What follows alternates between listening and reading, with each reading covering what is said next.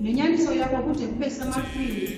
Ubulungisa bakho bunjengeentaba zikaThixo, izigwebo zakho ziyinzulu enkulu. Uyalondoloza abantu neenkomo uYehova.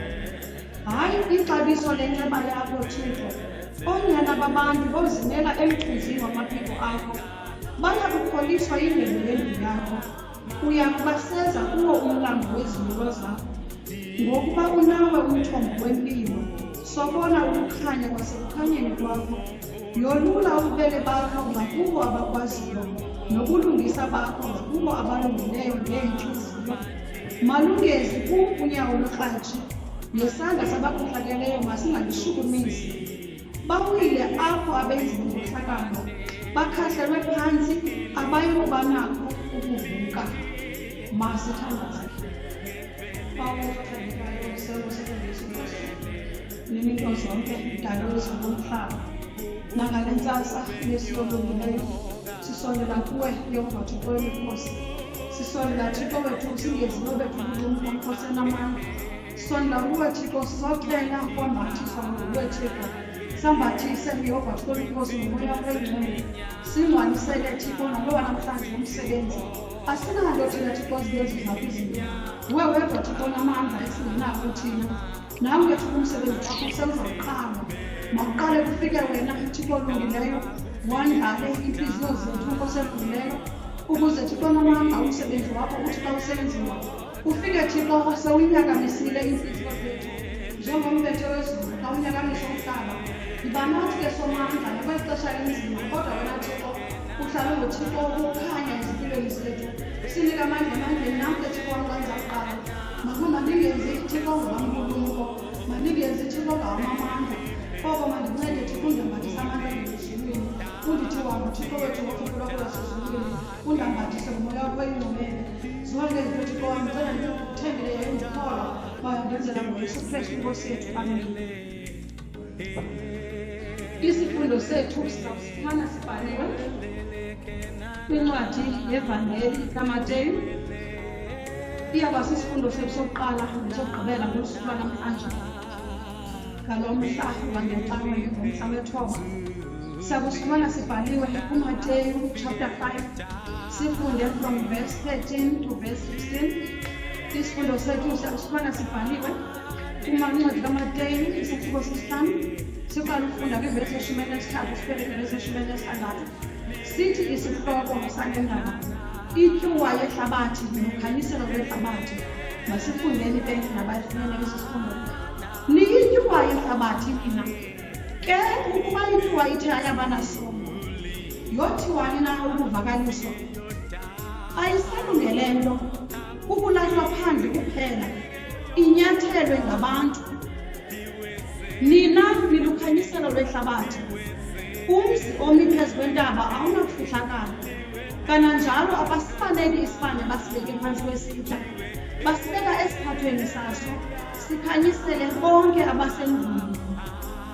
Malukhanye ngokunjalo ukhanyiselo lwenu phambi kwabantu, ukuze bayibone imisebenzi yenu emihle, bamzukise uYihlo wenu osemazulwini.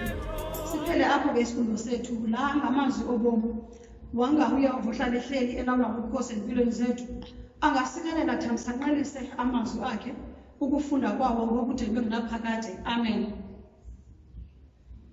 Mandibulise ke umongameli wesekethe yethu, umongameli. Ndibulise omama, otata, amagosa, abashumayeli, abantwana abancinci, ichurch choir, Honor Rosette. Ndibulise indlu yonke osenamandla, naye wonke umuntu ophulaphuleyo ngale mini yanamhlanje oseHelderberg Sekethe nangaphandle kwayo. Ngenka Yesu Kristu igama, molweni maKristu. Ngale cawa yomhla we-19 kwinyanga August nyaka 2020, olu suku ikwalusuku olwaziwa njengosuku lwe-holiday. I-holiday leyo eyimvelaphi yayo ulusuku olwaziwa njengoba ngaba lusuku lomama nationally. Omama bakudala ngonyaka 1956 kuthiwa bepha malunga ne-20,000 baye benza umngcelele besiya kwizakhiwo zomdibaniso besiyokhalazela inkqubo yamapasi yoba abantu abamnyama kwakufuneke bephathe amapasi ngelaa xesha lorhulumente wobandlululo. Baye banesibindi ke oomama bebekhona bahamba bayothi mayipheliswe loo mithetho ngoba yayiyimithetho yengcinezelo. Lwabhiyozelwa ke olu suku okokuqala ngomhla wethoba kwinyanga yesibhozo lika-Agasti ngo-1995 ngeli xesha sesikulawulo lwentando yesininzi. Mandiluyeke ke olu suku lwamanina lunjalo. Esi sifundo sisifundileyo ke icawa isinike umgomo wolu suku, umgomo othi social holiness and gender-based violence. UNdlunkulu wamaWisile ke usinike lo mgomo wento ngaba sithethe ngentlalo yobungcwele nohlukumezo olubhekiswa kakhulu kubantu abangoomama nabantwana. Xa ndizobe ndidlule kancinci ke kulo mgomo ndifuna nje ukuthi ifounder yamaWisile uJohn Wesley yena waye wasixelela ngeendidi ezimbini zobungcwele. Wasixelela nge-personal holiness, yona is growing your personal relationship with God, ukuzikhulisa ngakumbi wena ncakasana ubudlelane bakho noThixo wakho. Eyesibini ibe yile sinikwe ngulo mgomo wanamhlanje ithi social holiness, ubungcwele kwezokuhlala okanye ukuhlalisana ngobungcwele. Yona ithi showing love to others through caring for them, ukubonakalisa uthando kwabanye abantu ngokuthi ubanakekele okanye ngokuthi ukhathalele izidingo zabo. La mazwi ke anamhlanje ndingazikwenzanga, ndifuna nje umyalezo omncinci nawo athi niyityuwa yehlabathi nina, nilukhanyiselo lwehlabathi nina. La ngamazwi awathethwa nguYesu. UYesu uthetha la mazwi kubafundi bakhe nendimbane yezihlwele eyayimlandela usemva kokuba wayefune abafundi bakhe bokuqala wabafumana wathi mabamlandele. Kwaye ngaphambili uYesu wabekwa bucala nje uYesu ebekwento bangaba ebegqibobhaptizo. Xa ezaqala ngokumsebenzi ngokuvangela uthuywe nguThixo, waze uThixo wambekela bucala wayokuzila iintsuku ezi-40 nobusuku bazo. Kulapho sifumana into bangaba uYesu wathi njengoba ebekwe bucala wazokulingwa, wathi zakuphela iintsuku wazokulingwa ngumtyholi ezomvavanya into bangaba ingaba le nto abizwa ngayo uyiyo nyhani na. Nina niyityuwa yehlabathi, nina nilukhanyiselo lehlabathi. UYesu Kristu ke ngoku kule ntshumayelo yakhe yasentabeni ithi xa iqala esahluko uthe akuzibona izihlwele wenyuka intaba waza kuhlala phantsi beza kuye abafundi bakhe nezihlwele ke zazikhona waqalisa ukushumayela njengezitshumayelo besiyivayo namhlanje sifumana la mazwi kuyo. UYesu Kristu ke ubhekisa kubafundi bakhe nakwezi zihlwele. Eyona nto ndifuna ukuyiveza yeyoba ngaba xa uYesu wayesithi kubafundi bakhe nezihlwele bayityuwa yehlabathi yaye balukhanyiselo lwehlabathi, ndithe xa ndizijonga ezi zinto okanye ezi ndidi zimbini ndafumanisa into yoba ngaba zezinye zeziqhamo zokholo. Ngoba kaloku into yoba ngaba sithi siyakholwa yaye sikholwa nje singakwazi ukukhanyisela abanye abantu, ukholo lwethu alusisi ndawo. Zezinye zendidi zonkolo kwezi zimbini zeziqhamo zokholo, ukhanyiselo lwehlabathi netyuwa. Siyayazi ke maKristu bangaba ityuwa yeyona nto inika isongo nasekutyeni kwethu kwemihla ngemihla. Xa ufuna ukutya kakube nesongo ukugalela ityuwa. Uba ngaba kunayo ityuwa akubinaso isongo, akubinayo incamisa, akubinayo incasa. Yiyo le nto ke ngoku kuthiwa apha uba ityiwa ayinaso isongo kuthiwa yothwana uvakaliswa kuthiwa ukulahleka phandle.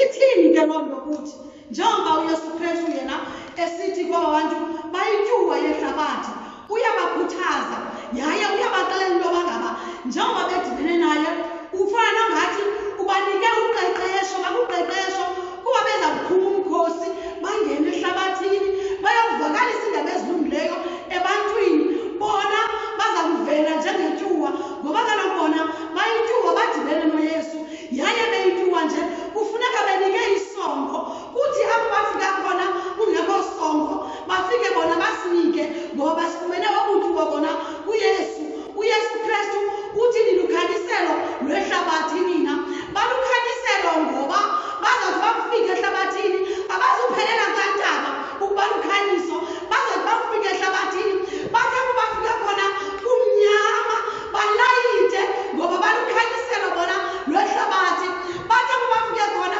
kukwingxabano bafike badale uxolo naxa kwimpikano bafike bamise uxolo ngoba bona balukhanyiselo lwehlabathi.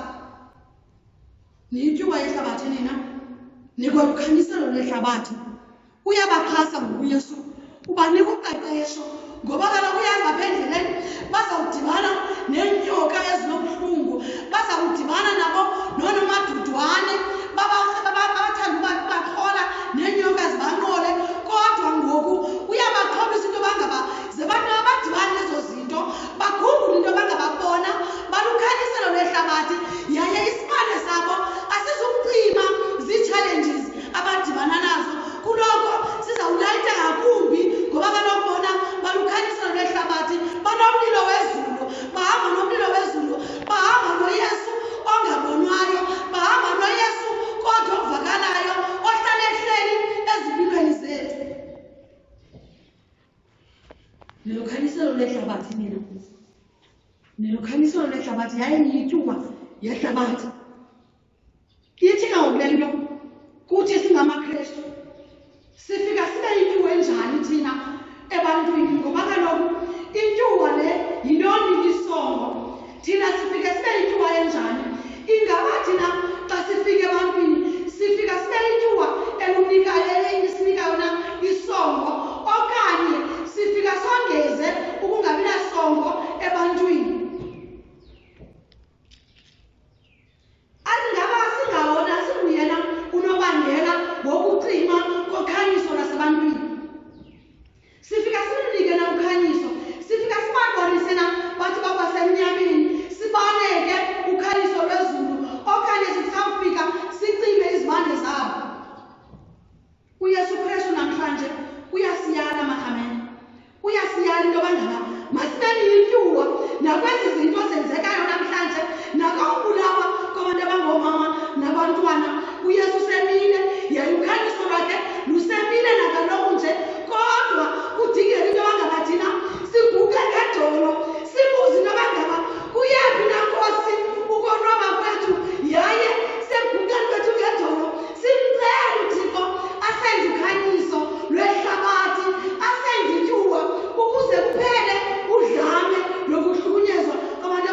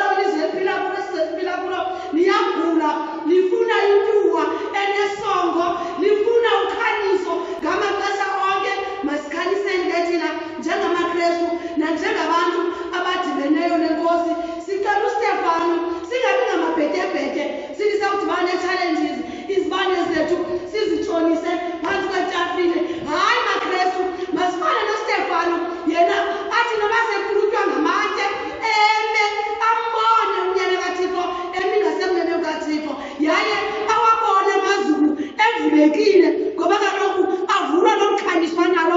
Uba ngaba wayengenalo umkhanyiso wayengezuwabona amazulu uStefano, kodwa wayazi into yoba ngaba nesi sono akazibawisela abantu abemkhulu bengamatye kuba bona babesenza into abangayaziyo. Yena njengomntwana onokhanyiso lwezulu wayeyazi into yoba ngaba ekugqibeleni nasekugqibeleni kwethu ii-challenges zihamba nathi. Asikholwa into yoba ngaba singabi nazi-challenges, asingomaKrestu oba ngaba singabi nazi-challenges. Nale corona namhlanje, nale COVID-19 sijongene nayo silihlabathi, uThixo useza kuveza ukukhanya kwakhe ngoba kaloku thina siyincamisa kanye yezinto zakhe. Uza kuveza ukukhanya kwakuThixo ayiphelise, ingabasabakho, kungabasabakho sijwili, kungabasabakho mnyama, kungabi kusabakho senyanyeni. Ilizwe lethu libuyele kwinto elikuyo. Masihambeni ke maKrestu namhlanje ngalo myalezo omncinci, siyazi into yoba ngaba thina silukhanyiso lwehlabathi. Izimo esidibana nazo mazingasitshintshi, izimo esidibana nazo yewethu noba abantu bathini ngawe, noba abantu benza ntoni ngawe, yazi wena ulukhanyiso lwehlabathi, ungokhethiweyo wena. Amazulu ayakuthanda, amazulu athethile ngawe, yaye ukuze abantu balubone ukhanyiso mabalubone apha kuwe. Suphunguqalekise, subaqalekise abantu abangazinto, abantu abasesemnyameni. Koko wena njengomntu oxhotyisiweyo entabeni, njengomntu obeyityiwa entabeni, babonise abantu ukukholwa ukuhlala, babonise abantu into yoba ngaba ewe sikholelwa uba nazo nee-challenges, kodwa ke kuyo yonke loo nto uThixo ukhona. Simise yena ebantwini, singamisi thina, simise uThixo. Abantu bambona apha kuthi sithi sinjenjenjenje kungexa kaThixo, ngoba thina wasithanda, wasifela enqamlezweni, wathwala amahlazo ethu, wathwala ityala lethu ngoba wayelukhanyiso, wakhokela ngomzekelo. Nathi ke maKrestu masiyobaxelela abantu abangaba nathi silubonile ukhanyiso, yaye ngoku siyityuwa yehlabathi. Ungasanele ke la mazwi, mawusanele lo myalezo ngokuncedo nguYesu, nguYesu Krestu inkosi yethu. Amen.